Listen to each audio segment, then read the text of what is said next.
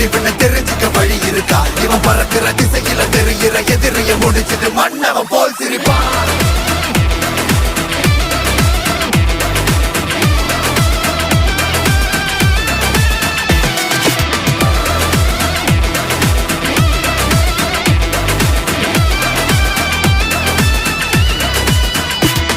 ஒரு சூரகாத்தி இறங்குச்சுடா, அந்த ஊரு மொத்தம் நொறுங்கிடுடா.